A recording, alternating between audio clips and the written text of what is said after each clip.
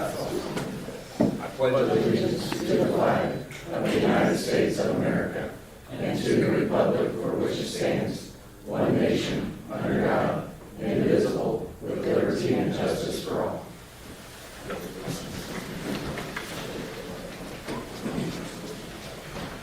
Good morning, everyone. Welcome to Shawnee County Board of County Commissioners. It's January 4th, 2024. A nice crowd, large crowd, small agenda today. On my far left is our county clerk, Cindy Beck. On my far right is our county councilor, Rick Checkard. On my immediate left is Aaron Mays, who represents District 3. And on my right is Commissioner Kevin Cook, who represents District 2. I'm Bill Rippon, and I represent District 1. What's first on the agenda? Well, first on the agenda, I want to thank y'all. If this is when the new year's going to start with a one-page agenda, I say we started the year out right. But So noted. We ended last year with some pretty hefty ones. Though. Yeah, I know, it was fun. All right, so let's start with the consent agenda, item 3. I will move that we approve the consent agenda. Second. Motion's been made by Commissioner Rippon, second by Commissioner Mays. All in favor say aye. Those opposed, motion carries 3-0. Next. Item 4, new business, number 1, or item 8, county clerk, number 1, consider all voucher payments. Commissioners, we have vouchers this morning that total $2,606,348.69. The primary expenditure is under facilities management, and that's using ARPA SLFRF funds for $781,749.30. This is courthouse renovations through November of 2023, showing 61% completed on those courthouse renovations. I don't have any questions regarding the vouchers, and would move for their approval. Second. Motion's been made by Commissioner Cook, second by Commissioner Rippon. All in favor say aye. Opposed, motion carries 3-0. Next item. Item A2, consider correction orders. I will move that we approve the collection orders. Second. Motion's been made by Commissioner Rippon, second by Commissioner Cook. All in favor say aye. Those opposed, motion carries 3-0. Next item. Item B, Parks and Recreation, number 1, approval is requested to create 7 full-time positions and 4 permanent part-time positions for Parks and Recreation. Sufficient funding is available in the department's golf revolving fund to cover these requests. Good morning, Commissioners. Tim Moret, Parks and Recreation Department. So, as you know, the company that's been managing all 3 of our golf course clubhouses has chosen not to continue. They've given us their 60-day notice. I believe their last day is January 31st. So what we're doing here today is basically asking to add these positions. The folks that were working for that company would come over and become Shawnee County employees instead of working for Lake Shawnee Golf Management, which was the name of the former company. So as the clerk stated, these positions will be paid for. The cost will be covered out of our revolving fund. So I wanted to talk a little bit about that and exactly how that will work. We were paying this company, which, by the way, I'll just start out by saying we're doing a fantastic job. We're very happy with them. We're sorry that we're in this position, but they did an outstanding job. We were paying them annually about just a little over $330,000 to do this. And so we'll save that money. We will no longer be making that payment. That payment was made for by the revolving fund. So that money goes back into the revolving fund. They were keeping all of the revenues from food and beverage. And so their profit last year, their profit was close to, it was a little over $470,000. So we'll absorb that revenue as well. And then all the money that they were making from the ranges. If you went out and bought a bucket of range balls, they received that revenue. So we'll be getting that revenue too. So all told, by doing what we're proposing, we will be adding, by our estimates, just a little over $970,000 to the revolving fund. And then when you start doing the math on these positions, and we can go in more detail on those positions if you'd like, but when the cost to add those positions is just a little over it's $953,000, almost $954,000. So by our estimates, we're going to be around $19,000 to the good after absorbing all the full-time and intermittent staff. And we have a number in this memo that says our estimate for intermittent staff would be $347,800. I will tell you that's high. That estimate is high. We wanted to make sure that we were covering what we didn't want to leave ourselves short. But that is a little bit higher than what they had spent last year to do that same job. So I would anticipate this being a little lower. So the point I'm trying to make is, I just want to make sure everybody understands while we're adding these positions to the county, we're paying for them out of user fees, so there'll be no additional impact to the taxpayer. So I'd like to open it up for questions. Just a comment, I've had several phone calls from golfers, and all of them were very supportive of the staff from this company that was managing the golf courses, and they encouraged us to keep that staff, whatever you do. Yeah. And so I'm glad to see that. Because it's always good when you have good comments coming in, and you don't have, a lot of times when you get comments, it's the other way around. But it was good to have some that were actually supporting the staff. I appreciate you saying that. You're right. I think that they're very knowledgeable about what they do. Their customer service is outstanding. So we kind of know what we're getting. It makes it easier to do this. And how much lead time did we have when this company said they were no longer going to be in business? 60 days. It's not a lot of time. Right.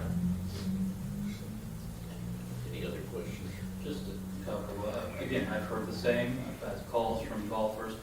I am not a golfer myself, so this is not my forte. But what I have learned is people are staying up till 11:30 at night just so that they could be able to log in and reserve their tee times in the morning. And if they don't stay up till 11 o'clock at night, they may not get the tee time that they want. And so when you have a product that is so desirable that people are willing to stay up late past their bedtimes just to reserve their tee time, we want to keep that product going and do everything we can to foster that. So I know that we've got a good product in Shawnee County with our golf, that the lake is very highly favored. The renovations that we've done to our courses are noted and appreciated, and our staff is highly respected. The golf experts are well appreciated for their work. So we want to keep going what we have, and I appreciate all that they do, and I want to voice my appreciation. But getting down to it, I think it's important to note that we're not really doing an apples-to-apples transaction. We're not taking the salaries that they were earning currently and replicating that, but we are a public institution, and as a public institution, we offer health benefits, we offer retirement benefits. There are other benefits that we have, and those have to be factored into the salaries. Right. Additionally, under the rules of capers for retirement, even if you're an intermittent employee, we have to offer capers, and that's something that we've encountered with our golf lifeguards. Correct. And so my question to you, Tim, is when you did your calculation of the switching from a private institution to a public institution for the salary, you're able to account for all those changes?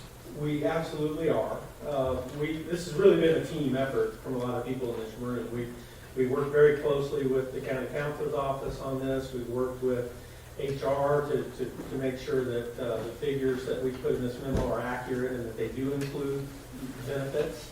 And also worked with finance to make sure that our numbers added up. So, yeah, we have accounted for all of that. And I would tell you that there'll be another step to this, because there'll be, I believe, 2 of these positions, maybe 3, 2 that we're anticipating that when we get ready to hire these 2 golf pro positions, that we'll probably be down here asking to start them at a higher rate than step 1. So, and we factored that in as well. I just want to make sure that we did and have disclosed that it is not just an apples to apples, but this is part of our revolving fund where golf pays for itself and is not being subsidized by the taxpayers. Correct. Are you golfer? Not much of one, not a very good one when I try.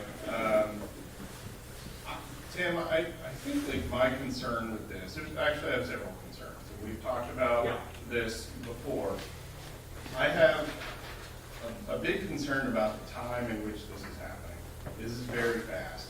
And I mean, we're looking at a company that's doing nearly $1 million of revenue a year and taking over entire operations of that company within 30 days.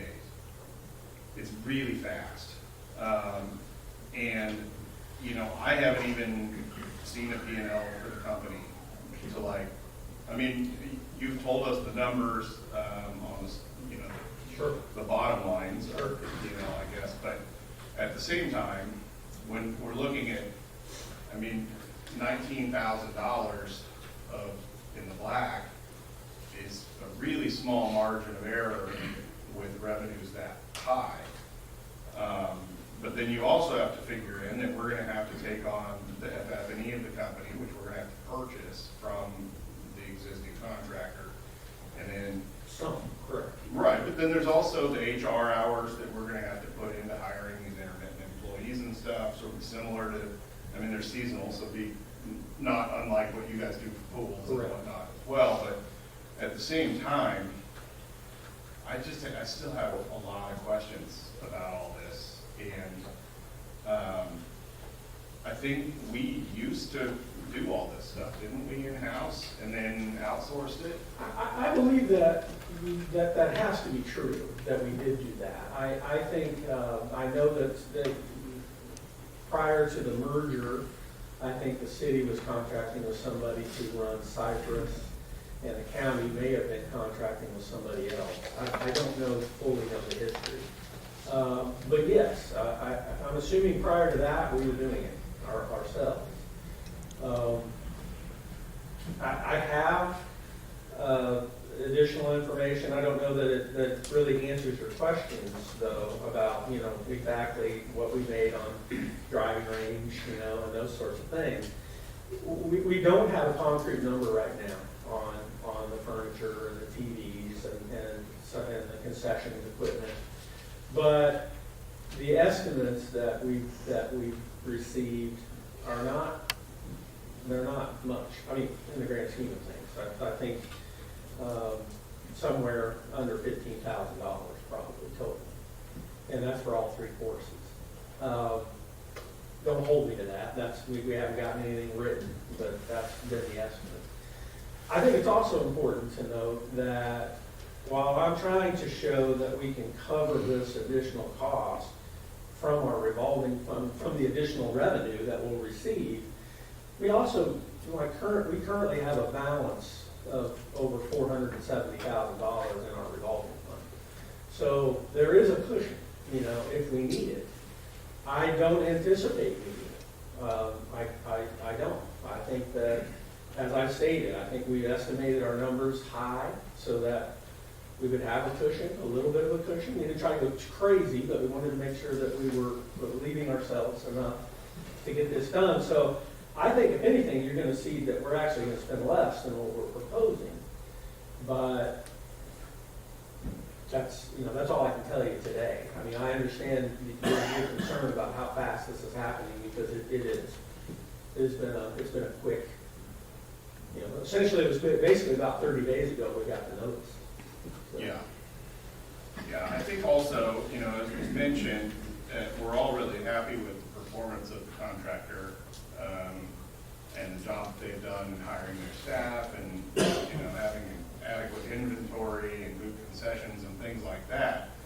But there's also, you know, if we're looking at trying to operate it at a lower cost, there's a chance that we don't do as good of a job. And that's always concerning as well, because I think people have come to expect some, Right. you know, a good level of service out there. these folks may not like working for us. I mean, do we have agreements that we know that they want to? We have been meeting with all the full-time staff, and so I believe, I think they're all definitely in. And it's funny that you say that, because I have basically said that to them on multiple occasions. This is gonna be different for you. There's gonna be procedures and policies and rules and regulations that you're gonna have to follow that you may not like, but that's just, that's the situation. And I think they understand that, and I will tell you that two of the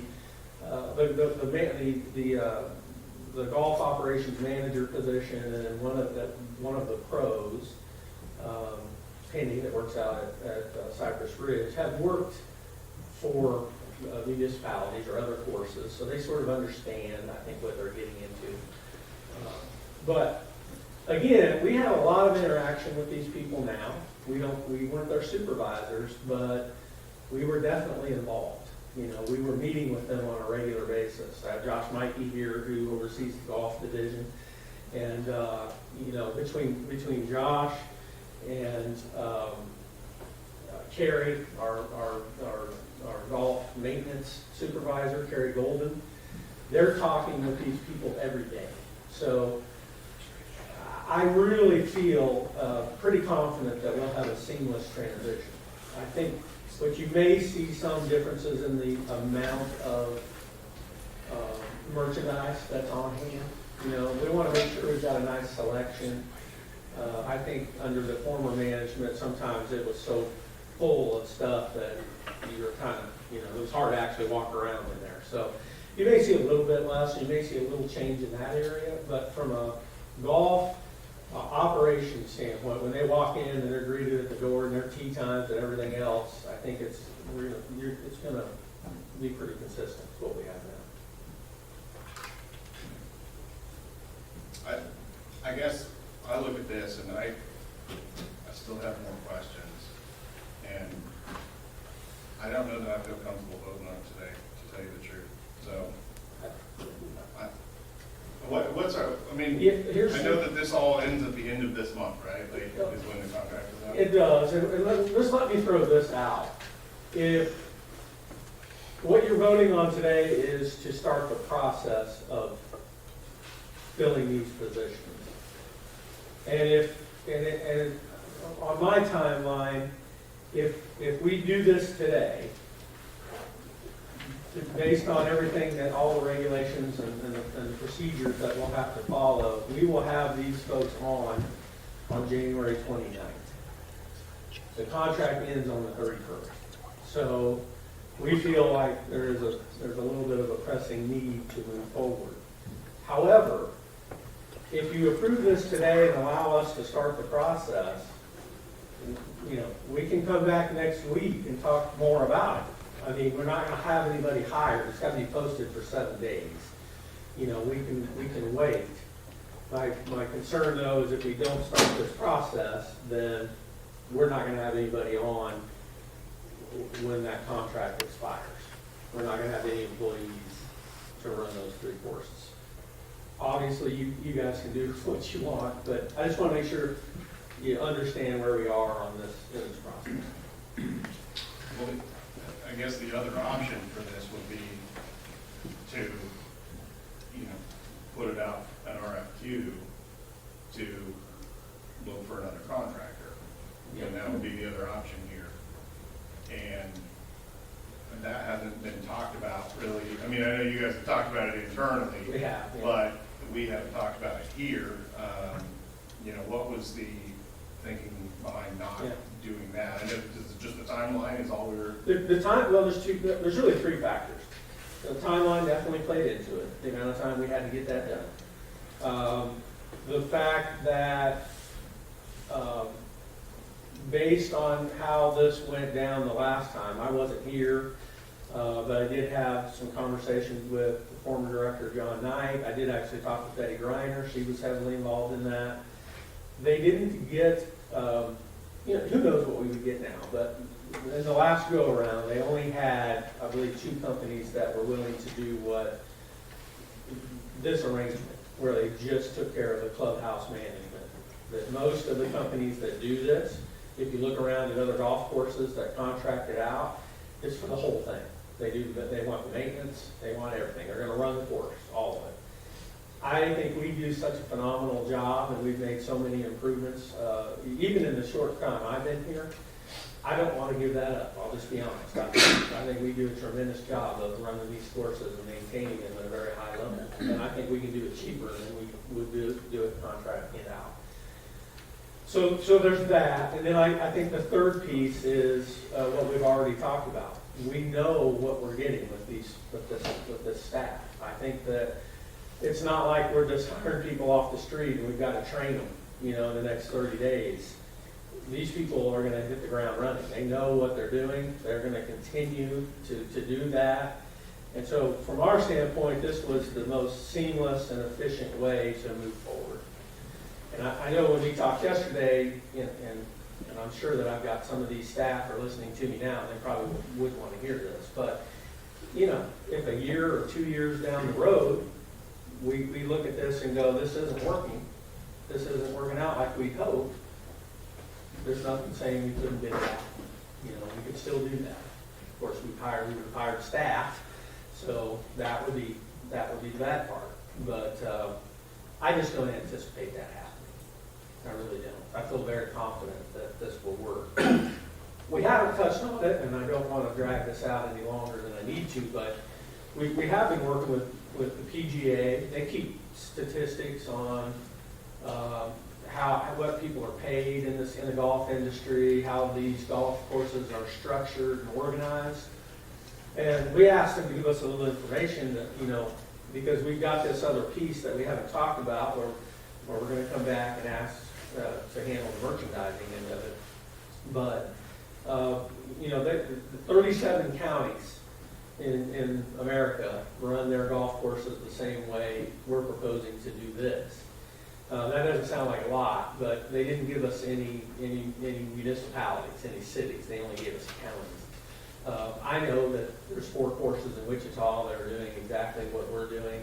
There's one in Overland Park. I think it's a very common model.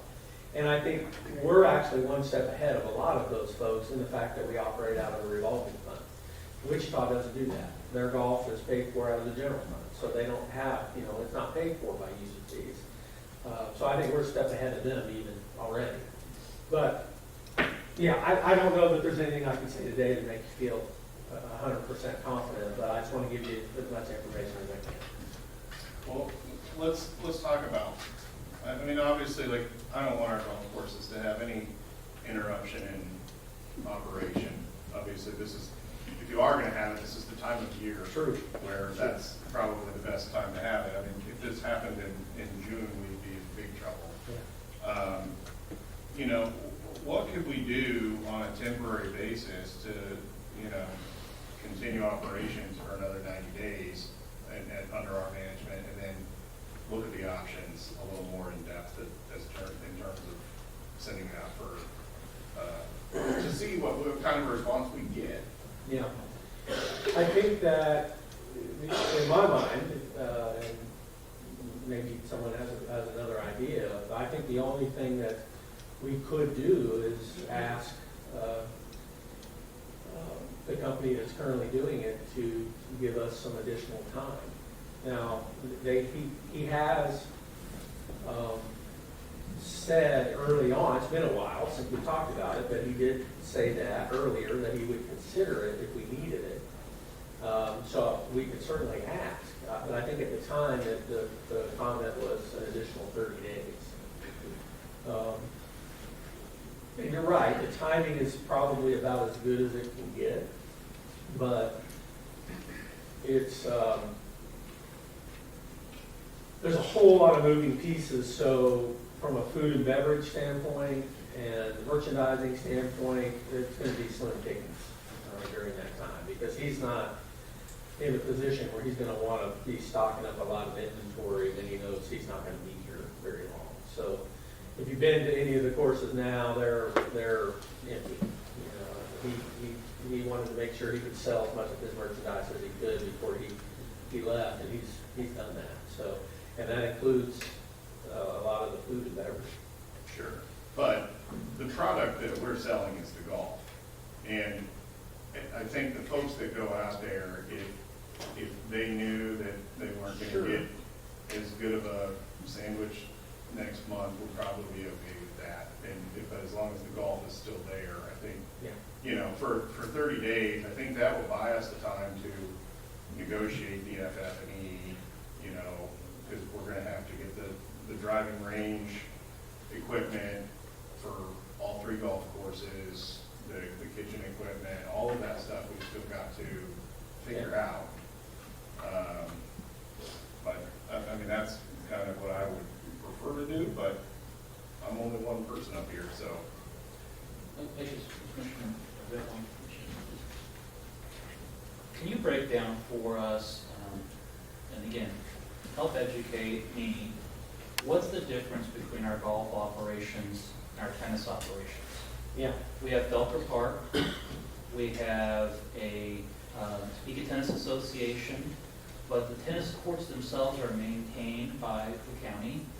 The equipment there is maintained by the county, but we hire with a private contractor for different services at the Sure. tennis. So how does that differentiate tennis to golf? Well, it's very similar. And you're right. I mean,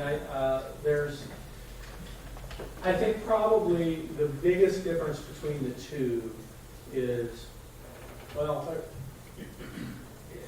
it's the same general principle. We're hiring somebody to run the complex, to be there, to open the doors, to make sure the bathrooms are clean, to pick up the trash.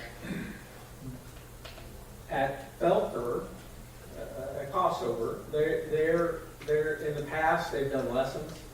That's been part of that. That's an expectation that we have, is that they would conduct lessons, tennis lessons. But there's very little, I shouldn't say no, there's very little concessions operations. Really on a daily basis, there's none, it's just tournaments. And then there's no merchandising. You can't go out there and buy a racket or have your racket restrung or anything like that, which is a pretty major difference from what we do at the golf courses. Golf courses is a full service operation.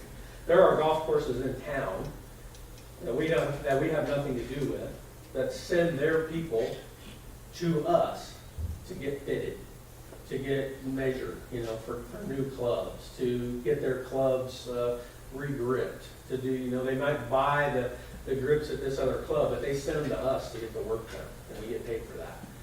Because our staff is so respected and so good at what they do. That's the secondary question I had, which is, again, help educate those of us that are not golfers. What's the difference and what's the appeal of having your own private merchandising? Why can't we just go out to Academy Sports or Dick's or some other sporting? I mean, don't they all do the same thing? They get help educate those of us that don't know. Sure, yeah.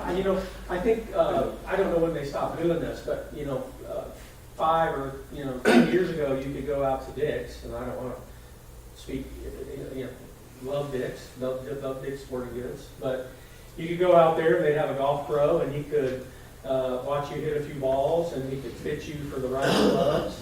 They don't do that anymore. There's no place that I know of, and if there is, I apologize, but there's no place that I know in town that does that other than us. And so the services that we provide out there really are unique to people.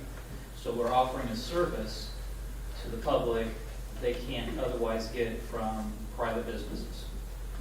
I'm sure there's somebody out there that does that, so I don't want to That's discount not that. readily available. But I believe that we provide the easiest, most upfront access to those types of services. Okay. And then, Commissioner Mays, if I can just kind of get to the heart of your concern, is your concern taking on the employees?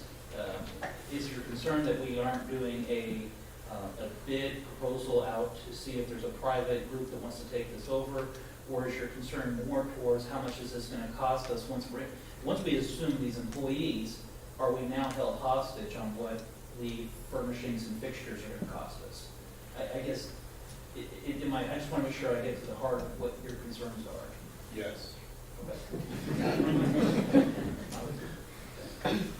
Well, I could offer this. I think I could have a concrete number for you on the furnishings by this time next week.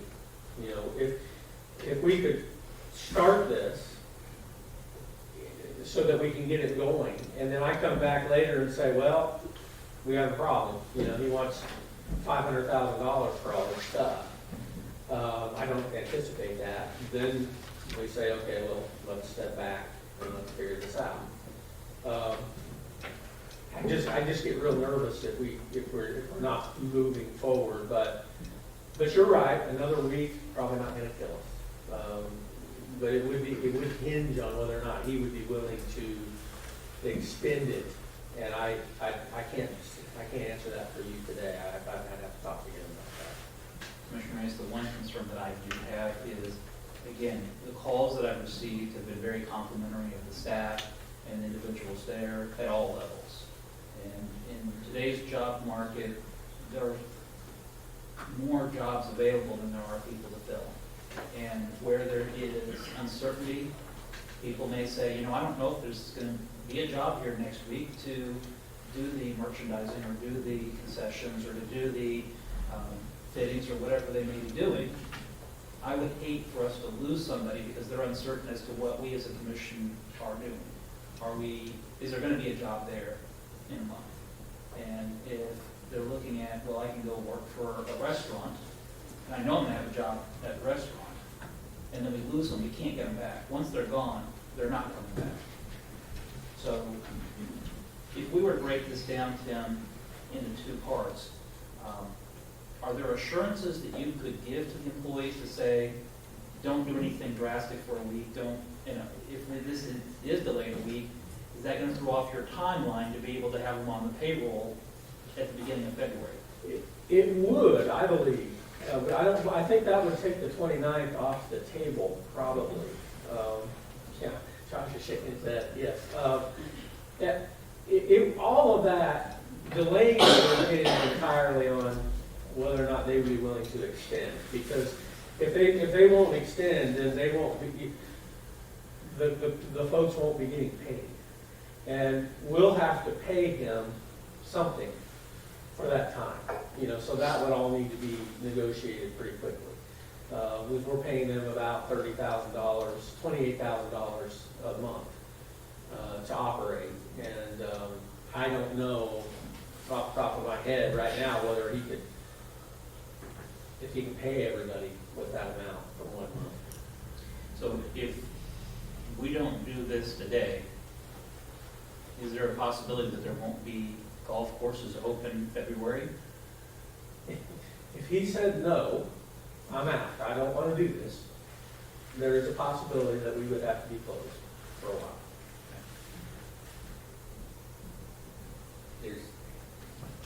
There's a chance that people may just drop out, the people. There is a chance. I got a call from a gentleman who is a regular at our courses.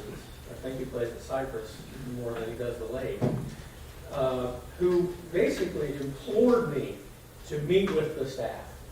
He said, don't just meet with the top two, because you're going to lose them. They're going to get scared. They're not going to know what's going on. Make sure you're communicating with everybody. So that's what we've been trying to do, to reassure them that we're working on it. You know, and I've also been very careful to say, hey, this is what we're going to try to do. There's no guarantee. You know, you guys are going to make that decision. So we've been very upfront about that. But we've tried to be as transparent as possible. We've tried to keep as many of them in the loop. I mean, they've got a lot of intermittent staff, so they're, you know, and they come and go. But with all the full-timers, I think we've done a pretty good job of keeping them up to date on what we're doing and what we're trying to accomplish. If we keep the staff that are currently working out there, it's a known commodity. Yeah. We get an RFP, we get a new group in there, who knows? If we don't like the way they're doing things, we're probably stuck with them for whatever the length of their contract is. And I'm kind of the opinion, if it's not broke, don't fix it.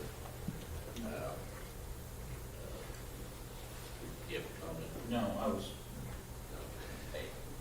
I think that we are we're in a little bit of a time crunch from an operations standpoint.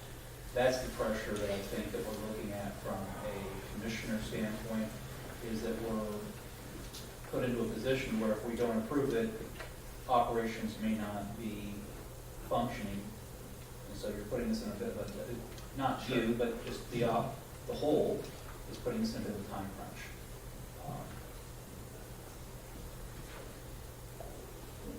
I know that there are members of the public present. I don't know, Commissioner Rippon, if you want to hear from them or if they have inputs or insights that we haven't touched on.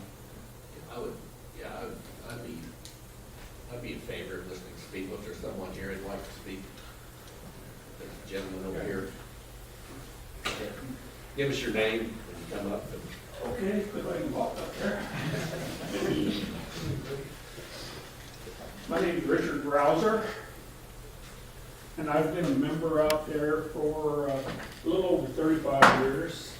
And in my opinion, this is the best group of people in all three of the courses that you've ever had. I've seen real assholes, and I've seen really good people like we have right now. And I have a question. Doesn't the county own that building? That's it. Well, doesn't the county own the stoves and refrigerators in that building? That's Austin? It's a mix. Austin bought a lot of that equipment, so we own some of it, some of it. I see, okay. And how about the equipment that they use on the driving range? We own the vehicle, and he owns the apparatus that actually picks them all up, that attaches to the vehicle. Okay. So we'll Okay, I have to didn't buy, know. and he also owns the range balls. So Well, yeah, some of them are good and some of them are crap. Right. We'll have to figure out. Yeah. Yeah. Okay, that's what I had to say, and I really appreciate the people that are out there, like I said, in all three courses. And the closest one, other than Kansas City, to fit and do things like that for golf clubs is Kansas City.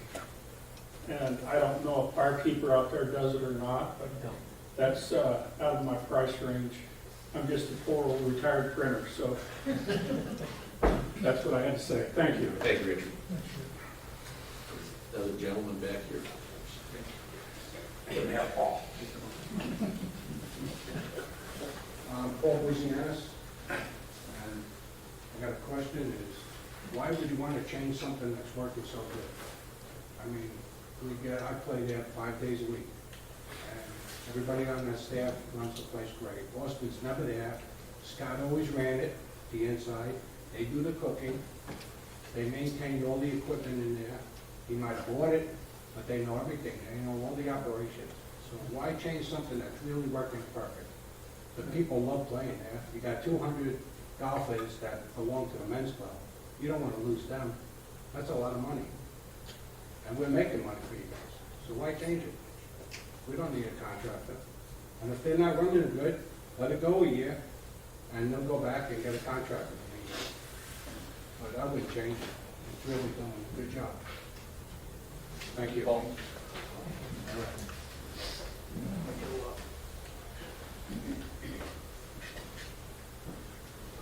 Good morning, folks. Appreciate the opportunity to be here. My name is Stacy Kramer.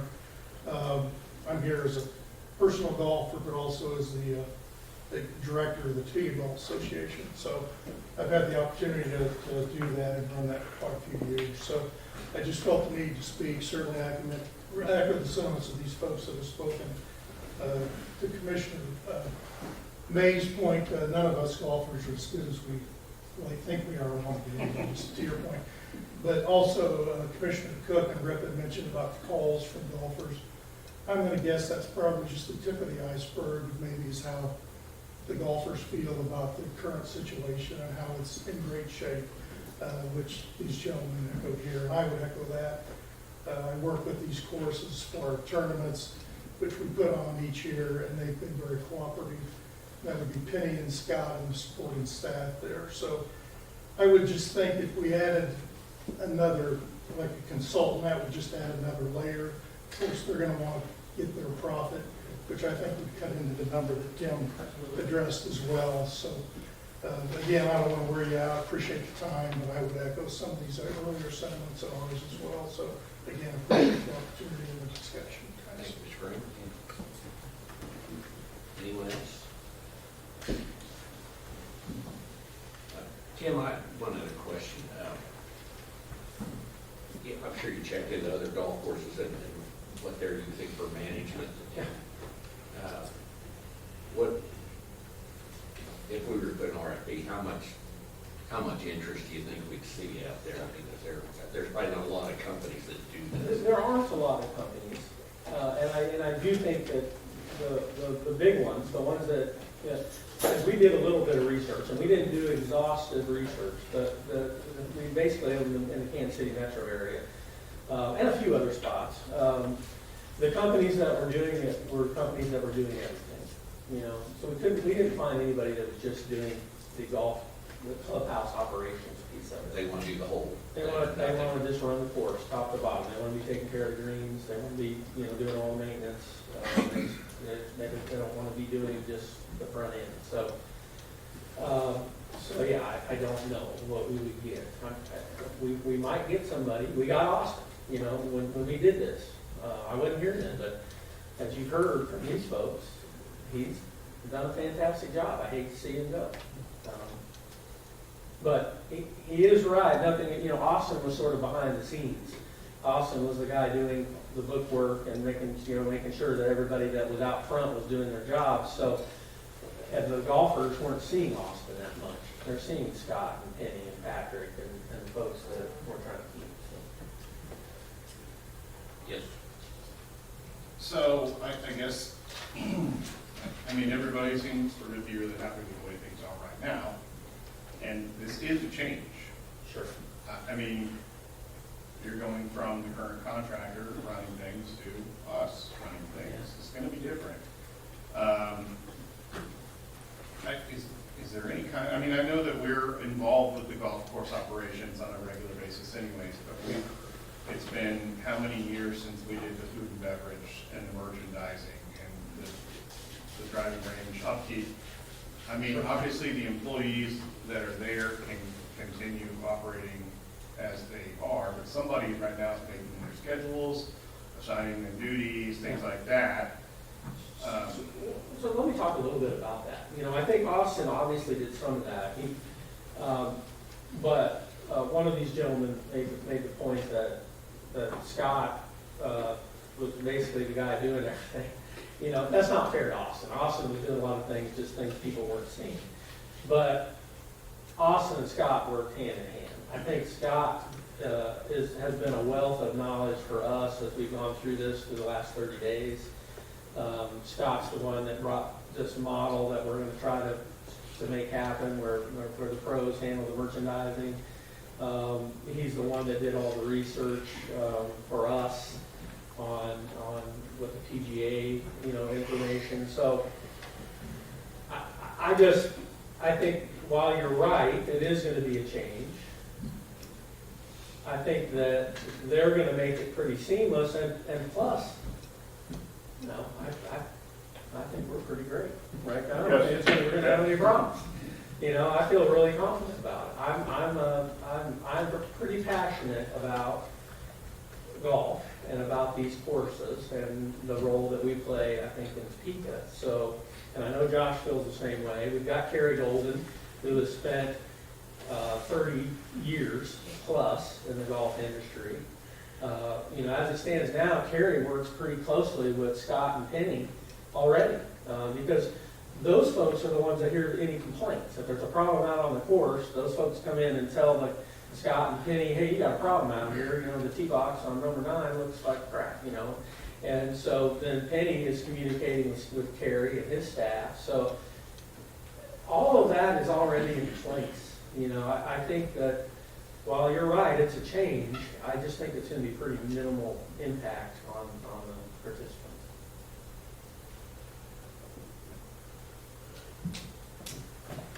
Well, I understand your reservations, Commissioner Hayes, but I'm going to move to approve this agenda item, and I would like to see next week the fixtures and equipment before the commission so that we can have that part finalized as well. And I don't know that, if things aren't working, we're gonna know in pretty short order that they're not working. And I think that if we wanna look at other models, we need to be open to that. And so, when you and I first met to discuss this item, one of the things that we talked about was staffing, and how difficult it was for you to get all of your positions staffed for lifeguards, and how difficult it was to get all your staffing positions for the horticulturists, how difficult it was for you to get all your staffing done for the mowers. And now you're wanting to take on more positions, and they're staffed today, but 3 months from now, you may be struggling to fill staff. That's very valid. And so I think that we need to be aware that if things aren't working, we may need to do a course adjustment in pretty quick order. So That's fair. that's my motion to approve the agenda item, but I want to see the fixtures next week. And I think that we need to be on notice that if things aren't working, we're going to do something different. And in addition to that, we gotta figure out the liquor license portion of this too. Yeah, I know that there's folks working behind the scenes to figure that out maybe, but, we rest assured, we can still have, beer, still it's cereal and malt beverage, but there is a question of whether or not we'll be able to offer hard liquor. But that, I don't think the license transfers though, I mean. No, it does not. We're There's a process to get that working on also. that too. We've had conversations with the clerk on what we need to do. Actually, that's one of the things. We can't do that until we have the employees that are managing the course in place. I think Commissioner Cook made a good comment about it's hard to get employees in the right position. Well, here we have those employees in the right position, and if we go out to RFP and bring in some, let's guarantee that they will have people as good as what we have, or if they can fill some of those positions. So I think this is kind of the path of least resistance, and I think there'll be less speed bumps if we just continue with the staff we have. So you had a I have a motion. I'm going to second that motion. Motion's been made by commission. Is there any other comments? I'm not cutting anybody off here. Motion's been made by Commissioner Cook, second by Commissioner Rippon. All in favor, say aye. Those opposed, motion carries 3-0. I just might add that we might, maybe it'd be good to have a work session where we could hammer this out a little bit more and make sure we got everything covered. So, what do you think? 2 weeks, maybe we could have you guys come in and we could We can figure go that Scott, over Penny, and some of the staff here too. all the little details, and we could really get into the weeds a little bit more there. So why don't we schedule that in so we can go after it a little bit more. So, all right, thank you. And clerk, what is next? Item C, audit finance, number one, consider approving to hire a candidate with exceptional qualifications for the deputy financial administrator position at range 76 to 12.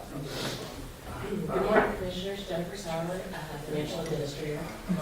As Cindy said, I am here today to request your permission to offer the position of Deputy Financial Administrator to Andrea Forbes, who has worked for audit finance for the last 8 years. And I'd like your consideration of that. Questions? I would move for approval.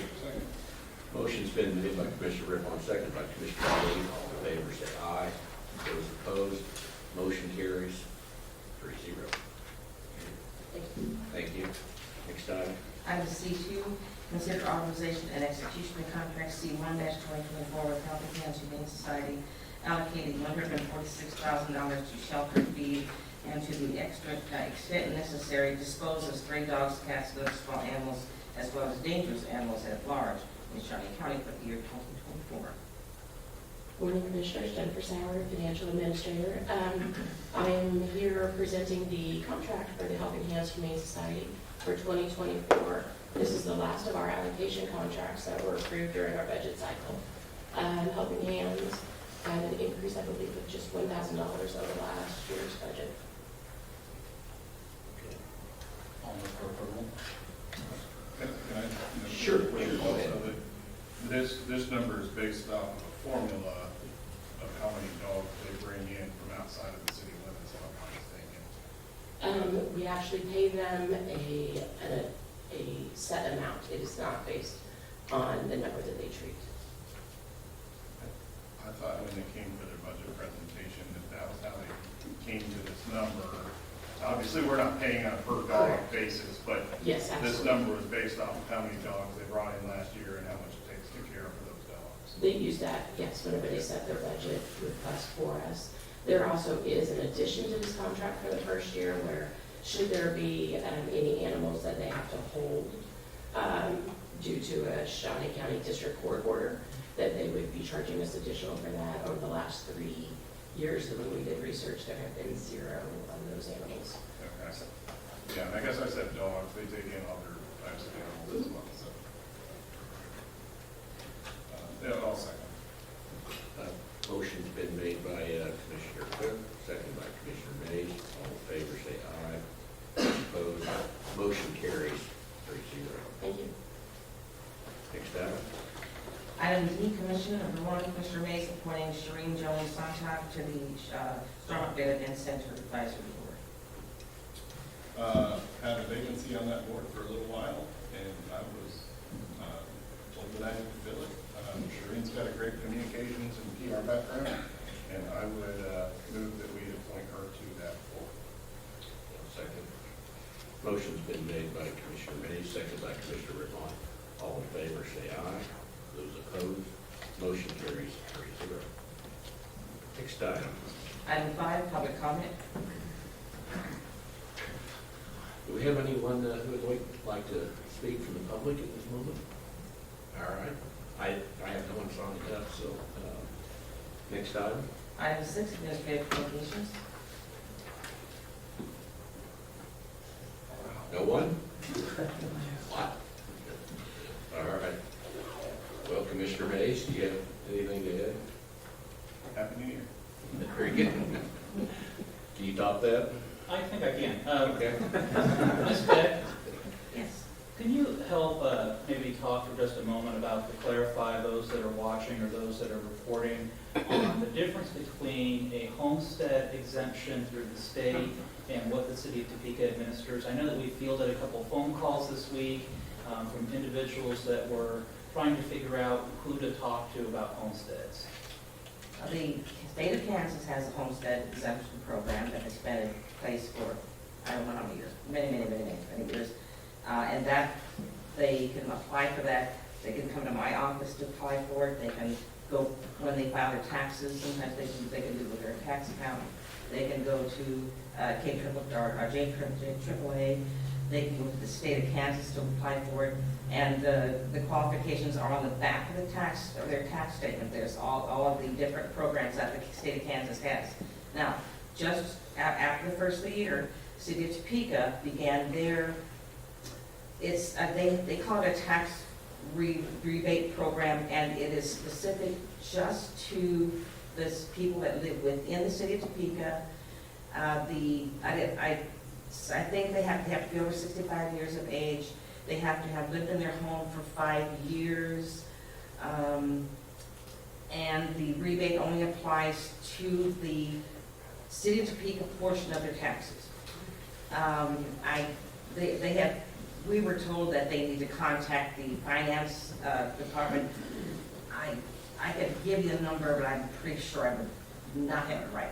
But we have it available. I will make sure that Susie in your office has all the correct information available. But the City of Topeka, actually, that's the new one that's been kind of a flutter in the news and everything. That is strictly the City of Topeka program. Not unlike their franchise fee, they have a program, and that the limitations on the income and everything I think they mirror that program. So it will be, relatively easy for people. So people wanting to know about a tax rebate for their property tax, they need to contact the city of Topeka. Yeah. People that are wanting to know about a homestead exemption through the state of Kansas, contact your office. They can contact my office, or they can, the state of Kansas, there's they have their website, but but my office would help with the normal, Kansas, what they call it, Kansas homestead exemption. We can offer them all sorts of information. I think I appreciate you making those differences, because I know that I fielded a couple phone calls and making sure I get people to the right people. Yeah, we have a few of those too. Thank you. Thank you. All right, anything else? No. I just want to mention, we will not, we don't have anything scheduled for Monday work session, so